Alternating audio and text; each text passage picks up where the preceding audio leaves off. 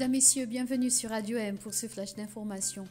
L'avocat Pierre Brunisso, membre du collectif international de défense du journaliste en détention, Ihsan Al-Qadi, a renouvelé la demande de libération immédiate du directeur du pôle éditorial de Radio M et de Maghreb émergent et la levée des scellés sur les deux médias.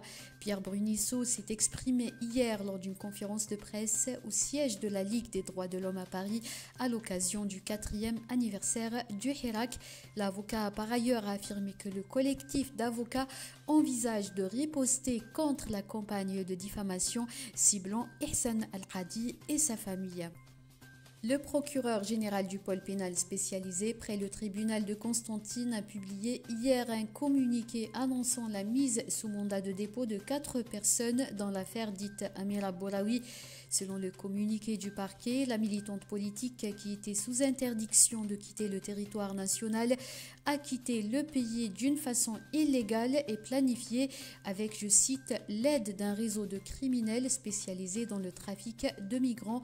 Le communiqué évoque l'implication d'un chauffeur de taxi clandestin, un employé du poste frontalier, un journaliste, un proche de la militante et sa mère. Selon nos informations, il s'agit du journaliste Mustafa Benjama. Arrêté dans le cadre de l'enquête sur l'affaire Amira Bouraoui, le chercheur Raouf Farah et son père Sebti Farah ont été placés sous mandat de dépôt, mais dans une autre affaire. Le juge du tribunal de Constantine a retenu contre eux ainsi que contre le journaliste Mustafa Benjama et une employée de l'entreprise Asfertrad les charges de réception de fonds depuis l'étranger et publication d'informations et de documents secrets. Dans un communiqué publié ce mercredi, l'initiative mondiale contre la criminalité organisée transnationale Global Initiative a condamné la mise sous mandat de dépôt de Raouf Farah et son père. Elle a indiqué que les accusations portées par les autorités algériennes contre eux n'ont aucun fondement.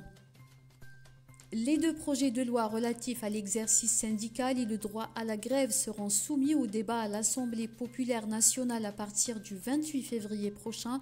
Les syndicats autonomes qui rejettent ces deux textes de loi ont annoncé hier une grève nationale le 28 février. Ils estiment que ces lois représentent un danger pour les libertés syndicales. Le projet d'exploitation de la mine de zinc et de plomb d'Oued Mizour dans la wilaya de Béjaïa entrera en exploitation en 2026. Mariam Touatila, la directrice générale de la joint-venture algéro-australienne Western Mediterranean Zinc, détenteur du permis d'exploration, l'a annoncé lors d'une réunion à la wilaya. Ce gisement détient un minier exploitable estimé à 34 millions de tonnes pour une production annuelle de 170 000 tonnes de consommation de zinc.